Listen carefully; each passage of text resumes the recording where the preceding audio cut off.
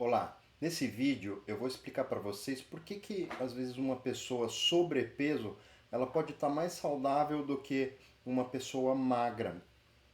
Isso a gente precisa entender como é que é o armazenamento de energia no nosso corpo. A gente tem as fontes de energia dos macronutrientes são o carboidrato e a glicose e as gorduras, tá? Proteína é um macronutriente de construção, ele não é de energia.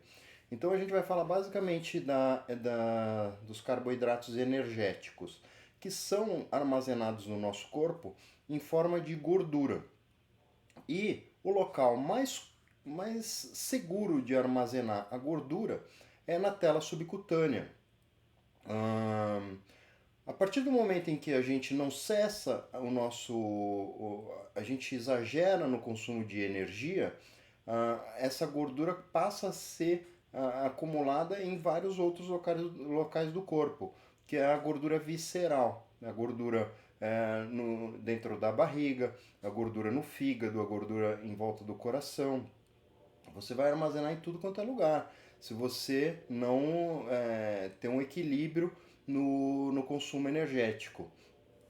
E eu gosto de uma analogia com uma banheira. Eu vou explicar para vocês. Então, a analogia é da seguinte forma: o consumo energético é a água que a gente vai encher essa banheira. E a nossa tela subcutânea é a banheira propriamente dita. Então, cada um tem um tamanho de banheira. Eu vou fazer uma analogia racial que eu acho que é mais fácil para entender. Imagine um americano ou um alemão que tem a capacidade de ficar maior do que um japonês, por exemplo, um oriental, que geralmente são menores. Isso porque o tamanho de banheira deles é diferente, ou seja, a capacidade que eles têm de armazenar gordura é diferente. Então, vou mostrar aqui para vocês, nesse desenho esquemático aqui, duas banheiras. Aqui vocês estão vendo duas banheiras de tamanhos diferentes. Imagina que o alemão ou o americano é a banheira da esquerda e o oriental aqui é a banheira da direita. Quando a gente enche de água as banheiras, o que vai acontecer? A banheira da esquerda tem uma capacidade muito maior de acumular, ou seja, o americano ele fica esteticamente mais gordo do que o japonês da direita. Então, a gente vê aqui que enchendo de água as duas banheiras.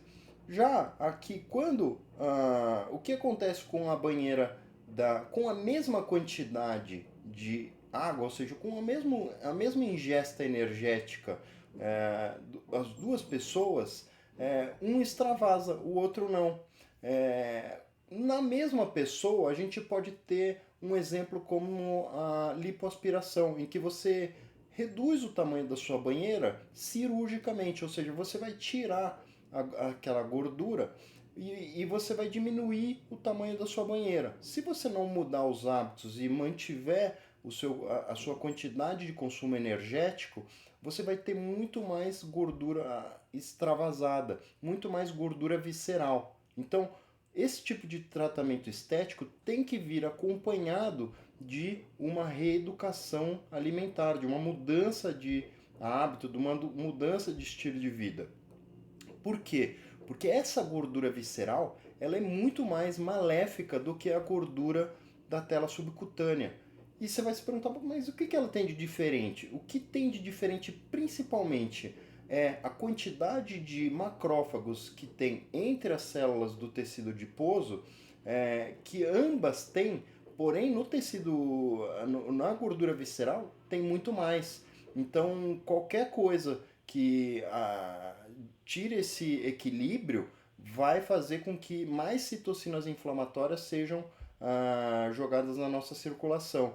E é possível que a gente não veja esses. É provável que a gente não veja essas mudanças nos exames laboratoriais convencionais, porém, quando a gente pede exames laboratoriais que são indicadores inflamatórios, a gente com certeza vai ver qual é a realidade por trás da estética.